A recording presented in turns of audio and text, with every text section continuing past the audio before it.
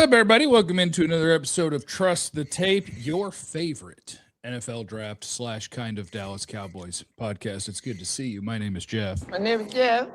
And I, of course, am joined by former Cowboy scout, the greatest drafter of all time. Check out the 1998 Philadelphia Eagles draft, where one draft this man ran was the finest draft anyone had. Great and powerful Bryan Broaddus. Hey, Bryan. What's up, Bryan? Good morning, Jeffrey. How we doing? We're doing great. We continue the campaign to make sure that everyone is following Crown Global Media, both on YouTube and on Twitter, because Bryan has not gotten it unlocked yet. He is short his 15 billion follower account on Twitter while trying to grow a company. So make sure you're following both Crown Global Media on Twitter and on YouTube, okay? And I'll throw in a follow DLS Sports on YouTube account. Please do. Please do. Me money. All right. Now it's time for an episode of Is It the Hot Dog or Is It the Bun? Now this is a hot dog bun. I think it's a hot dog too. I just wanted to play that. I don't know even how that was. Oh, somebody saw me tweeting last night, Bryan. Did they see you tweeting? What were you tweeting about?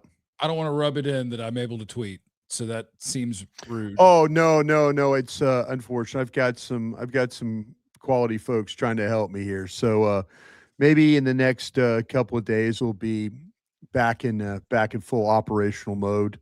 I don't want to delete the account and have to start over. It's been a long journey. I don't want to do that if I am, but I've got some folks that I think can pull this off. If not, I'm going to go to a professional team that might be able to help me pull it off. They just don't know it. They just don't know it yet. So this is the super chat we got. And first, I'm going to tell you the tweet I sent last night, which was, I have an incredibly hot draft take, but I'm not going to say it for a while so no one yells at me on the internet, because I don't like to get yelled at, Bryan. And so sometimes I just keep things to myself, even if I do think them. Yeah. And I do have a hot draft take, and I'm not going to tell you if what this man said is my draft take or not. I'm not going to tell you if that's my hot draft take. Okay. You have Styles over Reese is how you're looking at it right now? Yeah, that's my hot draft take. You know what? I'm gonna say this, Jeffrey. I personally have Reese higher. I do think we're in a mode now where Styles is not going to be there when you're picking at 14. Don't tell me. Don't do that to me, Bryan. I can't. I don't need. I don't think so. I don't think so. I don't need this from you, Bryan. This is one of those drafts where it's one of these drafts where we've kind of. There were a lot of names always kind of plugged in with the Cowboys. Remember last year? It was Ashton Jeanty, and then it became the wide receiver, McMillan, and at the end you end up people are going to look at Styles. Yeah, it's when we have early draft names that come from Dane Brugler and these others that do the draft, work on it. Some of their initial thoughts, I think the media scout catches up with what the teams start to think about, because we'll get the Senior Bowl. Drew Fabianich, our friend, is running the Senior Bowl now. Really excited for that. We'll have the Combine. We're going to start hearing a lot of things about Styles and as a linebacker, and I have a feeling that he's going to be a lot higher on people's boards. And as I've seen a lot of mock drafts, it seems McCoy from Tennessee, the corner, gets thrown in there a lot. It seems that Styles was a guy that they were talking about at the Green Bay pick. There's no way in heck that's going to happen. I just don't see him falling that way. It's going to have to be your pick at 13, 14, depending on how this thing plays. And then the situation with what other teams are doing, but he's clearly going up the board. I don't know if people would take him. I did see a company. I say company, a site, and they're called Buckeye 20 is what they are. I bet they're going to really like him if their name is Buckeye 20. Well, Buckeye 20 does a thing called the 11 of Warriors is what they call.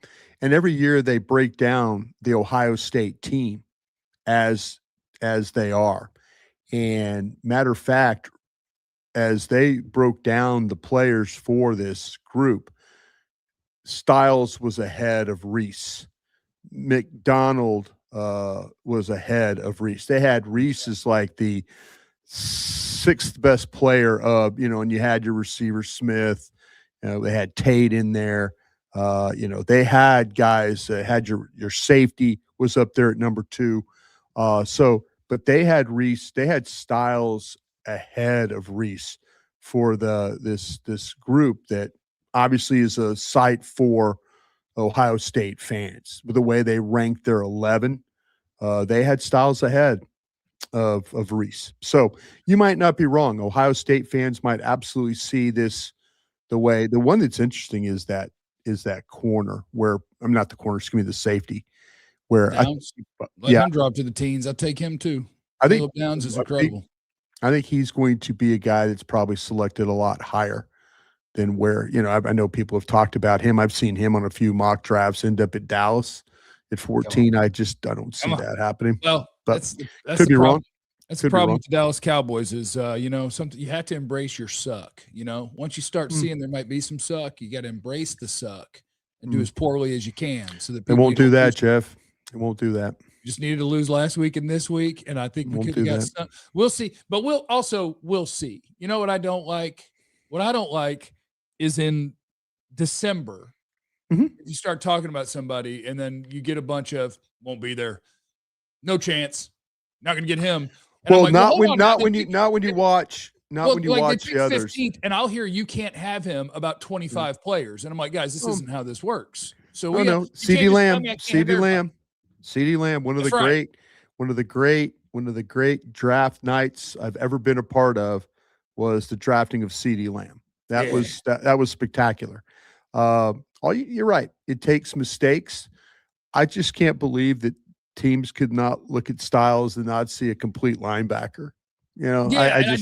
I want to very intentionally trust the tape a little bit slowly because I'll be honest, I don't watch draft content yet. I mean, I don't watch or listen to much of anything, honestly, because I like everything that I do to just be mine. I don't want it to be.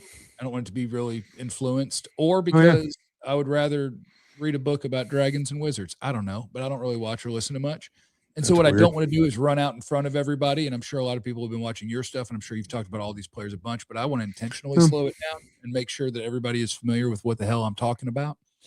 And so my guy, Sonny Styles, is the linebacker at Ohio State, right? Coming into this year, I don't know. I'd heard Dane Brugler talk about him coming into the year and talking about, as long as he keeps showing improvement, he's a good player. And then it was like, whoop, and he did, whoop, and he did, whoop, and he did. And so he's a big old linebacker. He's 6'4", 6'5". He might be 6'5". He's 240, 245 pounds, a big old dude. Arvell Reese is the linebacker who stands next to him at Ohio State. And they're about the same size. But Arvell Reese is the one who is younger. He's a junior. And he is the one who is always projected higher. And a big part of that, I believe, is he also is the one who they gave opportunities to line up on the edge and rush the passer. Yeah. And then he did it really well. And so I think people start to see the shades of, I did listen to one thing because I wanted to get the top 5 at the mid-season point of the college football season. It was our friend Dave Hellman and our friend Dane Brugler doing their podcast. And Dave brought up the name Micah Parsons. Yeah. And I think if an NFL, that's what I wonder is, are NFL teams looking at Arvell Reese and projecting that he's not a linebacker and that he is an edge rusher and that this edge rusher class, they could project him to be the best one? Because here's my thing. Yeah. If you're looking at linebackers, I think Sonny Styles is a better coverage player comfortably. Yeah. I think he's a better run player. I think he's a better block shedder. I think he's better at not missing. I just think if you want to say I'm picking Arvell Reese because I think he can pull off the Micah Parsons move, then I say I understand your thinking. But I didn't. I think I arrived at this decision because I'd watched both of them, and yesterday I was like, let me hammer through a bunch of these edge guys. And for whatever reason, I was like, but first, let me see if I have access to the tape of Ohio State, Indiana. And I did. Yeah. And Styles just did it again. It's just a perfect run defense. Anybody who's, trying to keep me from making this play, guess what? Stack, shed, tackle, stack, shed, tackle, cover. I have way too much affinity for an off-the-ball linebacker in this draft class. That's what's happening. I think Sonny Styles is incredible. I think he's the closest thing to Fred Warner you're going to find in a draft. He's a giant. He's super athletic, and he's a good run and pass player. Oh, my goodness, I want him, and now you're telling me I can't have him. It's okay. And that's okay. Oh, no. People weaseled my hot take out of me. Yes, I like Sonny Styles more than Arvell Reese. Well, why are you disappointed that everything you just said, you don't think other people are seeing the exact same thing you're watching? I do, but teams will. Why would you say everything you just said and think that you have a shot at a player like that? I can tell you. The answer is because teams are going to look at that, and a lot of teams are going to say, okay, McCoy, the Tennessee corner, and Mansour Delane, the LSU corner, if we really like them, corners are more valuable than linebackers. Peter Woods at defensive tackle. Defensive tackles make more than linebackers. Pick out 4 edge rushers, 2 quarterbacks, and offensive linemen are 2. I can get him there. Because sure, I'm not saying you can't, but you just described a player that sounds like to me a top 15 player for sure. Yeah, he'll probably be a top 5 player for me. That's what I'm saying. I mean, I don't think you're wrong about the guy. I just think we sat there last year and I watched mock draft after mock draft after mock draft tell me about a running back that never got there, a wide receiver that never got there. Yeah. You know, I think that people look at these players and they're like, Sonny Styles should be one of the top 10 players in the draft. I mean, I don't know. You described the player perfectly. You know, I'm not trying to kill your vibe here. I'm just kind of confirming that I think people are going to see the same thing and realize that he is better than the Clemson defensive tackle or, you know, whoever else you want to throw in there that might be. Let me tell you what, Sonny Styles and a couple of these offensive linemen, I don't know. You could talk about value all you want. How about take the best player? How about that be the best player? How about Sonny Styles when you're picking in the top 10 and you don't want to make a mistake? Why don't you take the best damn player? That's kind of how I look at it. You know, I do like this one guy. It's not a super chat, but I like it because this is something I swear to God I've noticed. He said PFF bases their rankings off Jeff's YouTube. I swear to God, Sonny Styles has moved up twice, both times after I've talked good about him on Pro Football Focus's rankings. Best not to worry about that, though. Swayze wants to know, when's the last good draft Will McClay had? He seems to be too comfortable. Also, are the Cowboys idiots for playing Dak in Week 18? Yes. Get sacked 6 times last week. You're playing for nothing. But I will say this. I can appreciate Dak's competitiveness. It'd probably be really fun to win a passing title. That's neat. And Dak mentioning, like, I've never had a losing season when I'm healthy as a quarterback and I don't want to. So I get it. I don't hate it. I don't hate it for him. But I appreciate what the Raiders did. The Raiders made their best player real mad. Sound like that guy needs knee surgery too. Okay, see, they're just trying to protect the man, and they were playing the Giants for the pick, and they pulled it off. They lost. They need a quarterback. Like, we can't afford to win this game. We have to lose this game. Sorry, Max. How about this? Let me throw something at you. Be kind of wild. I know the Raiders are likely going to get the number 1 overall pick. I think it's 80%. Yeah. What if the Raiders traded you Max Crosby for your 2 1s and used the 2 1s to go draft a quarterback? What if they took 3 1s and used the 2 1s to find their quarterback off that? I think, a lot of you aren't going to like what I say to this, and I apologize in advance. I don't want you to be mad at me. I think if you traded 2 1s to get Max Crosby in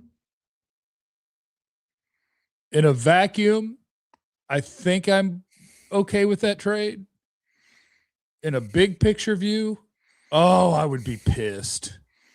I mean, what bigger admission of how stupid you've been and the things they like didn't like having Michael to Parsons. give up 2 1s to replace the guy who you got 2 1s for. Sure. Who's not quite as good a player, who's older, who's going to be coming off a knee surgery. Of course, Micah will too. And you've given up a 1 and a 2 for Quinnen Williams.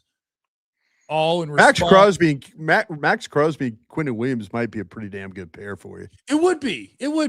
And in a vacuum, it would be okay. But I'd be like, oh, wow. So you had to give up 3 first-round picks and a second-round pick to try to replace the guy that was already yours. Yeah. Great job, guys. That would make me kind of mad. But, yeah, I think if we're being honest, I love the draft. And if you let me pick my perfect draft, then I'll be convinced, man, I've done a great job and I got 2 really, really good players.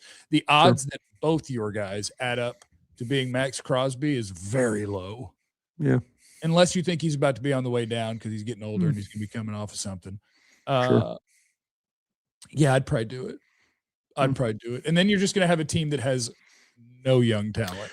Well, you know what you do then? You know what you absolutely do then? Oh, now we're going to tag and trade Pickens? No. Keeping.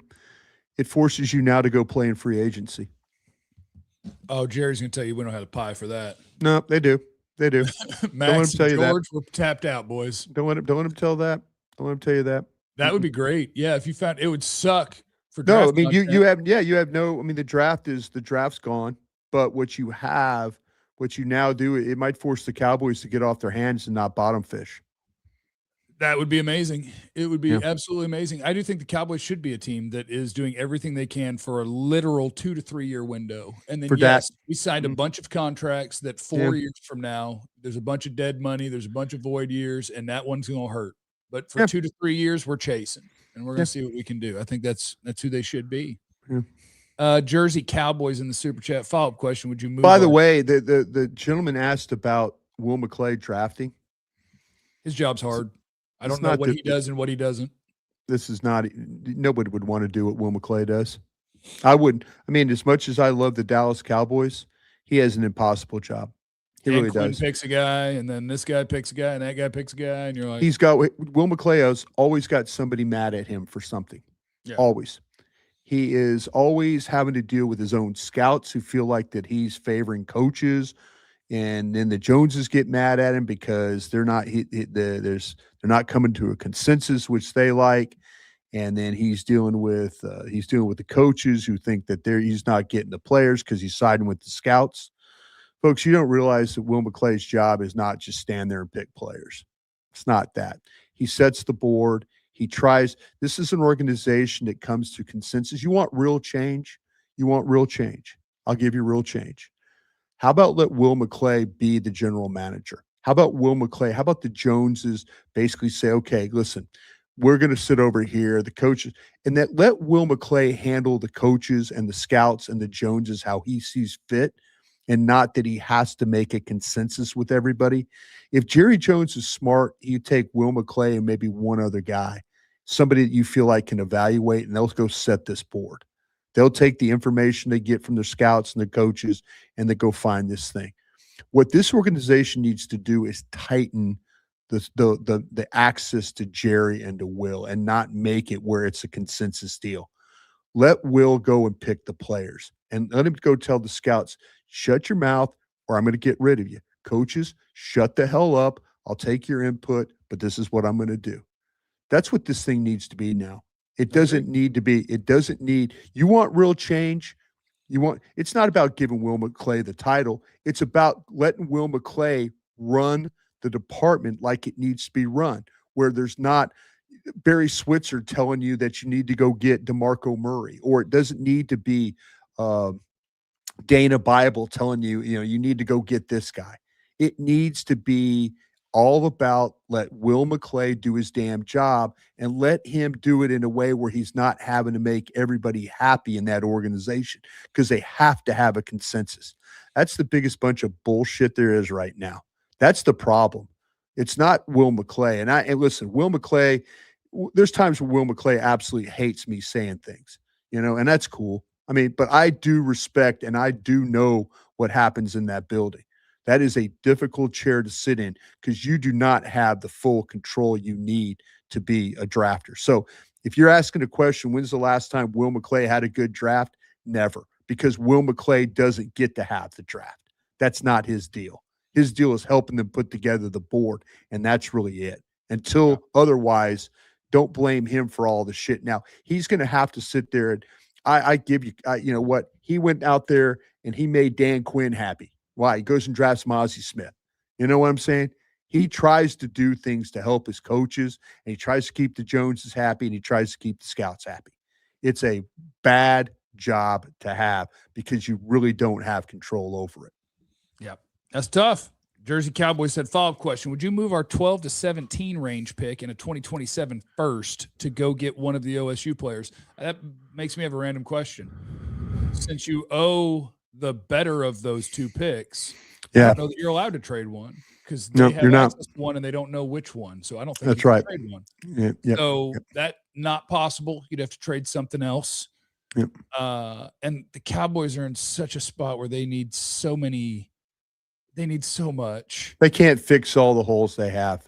I think trading up would be hard for this team because of your best situation is to try and just get as many best players as you can. You're going to keep Pickens. You got Quinnen Williams. That's a great start. CeeDee Lamb. You got Booker. You've got some of these. You got to figure out the tackle spots. You know, you clearly have to figure out the edge spots too. You know, somebody opposite. Yeah. Josh in the Super Chat asking about the edges. He says, if Bailey and Howell, and that's David Bailey at Texas Tech, and Cassius Howell at Texas A&M are on the board for your pick for our need, who is BB? Taking Bailey. I'm taking Bailey, and I love both of them. And I've got Bailey in the first round. I have Howell in the second round. I have Howell's. I'm gonna have 15, 16 first round grades.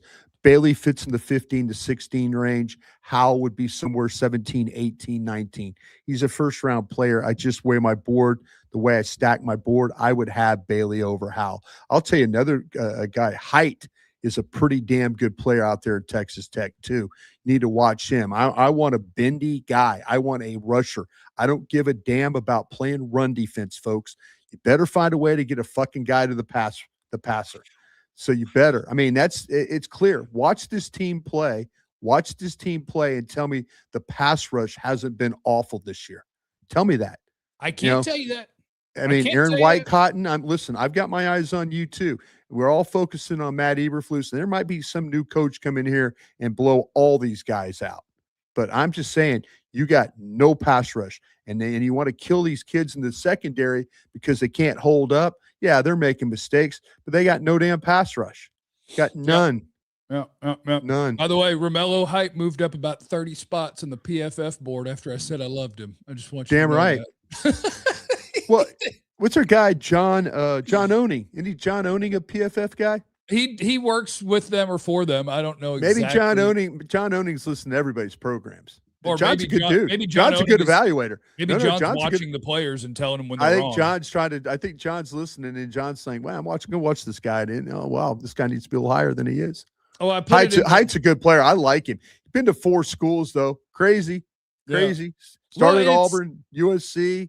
It fits what I think for me is the struggle with this group of pass rushers in the draft, which I do think this plays into what we talked about earlier. I think this elevates Arvell Reese because of when you look at this pass rush group. Yeah. I'm not saying there aren't good ones, but what I am saying is I could pick apart every single one of them. So like I like Howell a lot though. And I like Bailey. I think Bailey's a little bit more bendy. Howell for a guy that stands up at a 2-point stance and gets after, I mean, that's pretty impressive. But you're right. You're right about these rushers. You're right. You're right about it. So I'll give you mine in order right now. I've seen 9 guys that play on the edge, and because I watched a whole bunch of them yesterday. And so here's the order that I have them in. And honestly, I'm not super confident about my order at this moment, but this is how I have it at this moment. My top guy is Reuben Bain Jr. There's a chance he's not even picked in the first round, right? Listening to our buddy Dane Brugler, says a lot of NFL teams might have him as a second-round guy. He doesn't have giant sack numbers this season, and allegedly he has T-Rex arms. When's the last time an offensive tackle completely extended out on an edge rusher? I'll wait. Well, and I know that for this short-armed guy, boy, offensive linemen sure do get ragdolled by this tiny arm guy a lot. Way overthinking this one. If you're thinking that guy can't play football, and I think the thing that makes him my top edge guy is when you go down the rest of these guys, you're going to talk about, do I have to hide him? And I don't have to hide Ruben Banks. He plays all up and down the line. 270-pound edge, 275, and he's ragdolling people. I know he's going to be a good run defender, and I think there's decent to good NFL pass rush in there. Like kind of Tank Lawrence-y. Like maybe it's 6 to 8 sacks instead of chasing after 12 to 13. But he's also going to play every down, and he's also going to be a really good run blocker. You might have that in Donovan Ezeraku. That might be Donovan Ezeraku to give me some sacks, baby. I'm just telling you, Donovan Ezeraku had more sacks against better offensive tackles in the ACC than he has been playing this year, and that's disappointing. Yeah.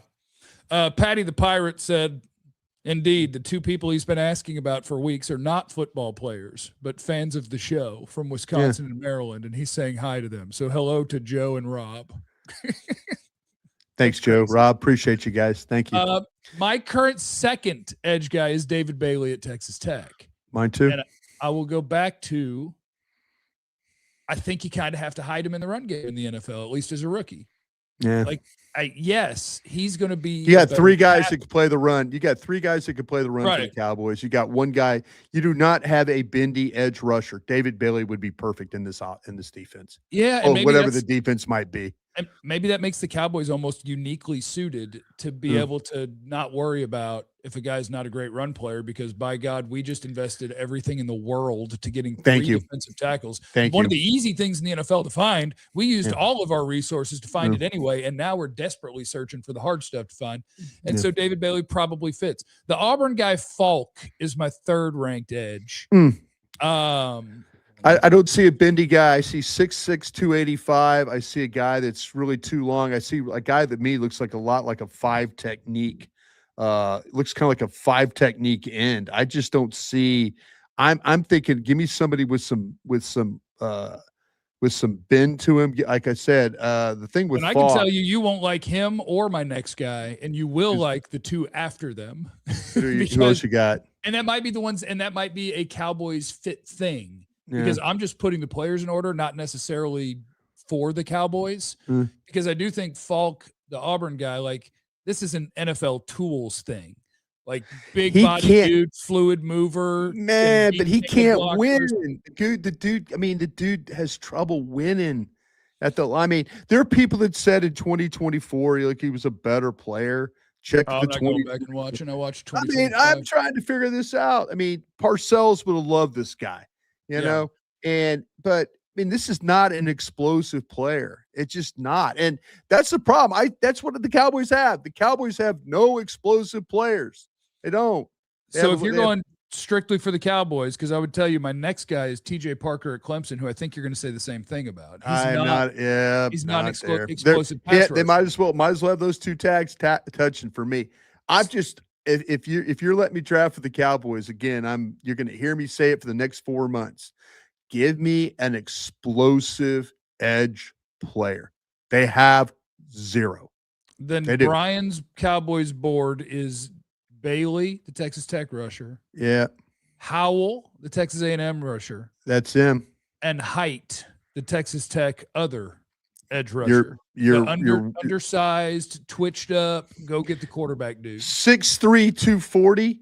I've never seen a guy transfer, like I said, Auburn, USC, Georgia Tech, now Tech. It's a 25-year-old guy. People will probably kill him for that. We had Terrence Newman and Parcells. Height's 25? Oh, he's 25 years old. Yeah. I know Messidor, the other Miami guy, is going to be 25 as well. Well, this guy is like, you watch him. And I'm just looking at my notes. He can set up pass rush moves. He's effective, uses his hands, the shoulder fakes, the blockers. He can go inside, he can go outside. It doesn't matter. This guy makes things happen. I'm just reading my notes. The angles, the bend, the motor, the speed. Like when it comes to the read option stuff, playing assignments, boom, he's going after the ball. I didn't see a guy that was out of position. I've seen him walk blockers back. The Houston game, you could watch him play against the Cougs, and he's walking their tackles back to the quarterback. He did remind me of like when you watch Boston College with Donovan Ezeraku when he was at Boston College. That edge, bendy, go. I don't know what's happened to Donovan Ezeraku, but he is not the same player that he was at Boston College. I think, like I say, teams are going to kill him because of his age and probably the lack of bulk. But, man, I'll tell you what, you want a bendy guy that can get after it.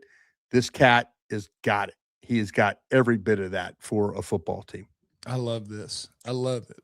Like, two guys that I think there's a chance they could be really good NFL players. And Brian Broaddus is just like, listen, Cowboys got to go get the damn quarterback. I don't got time for your toolsy guy. Man, have we watched games all year? Have we watched games all year, Jeff? We have.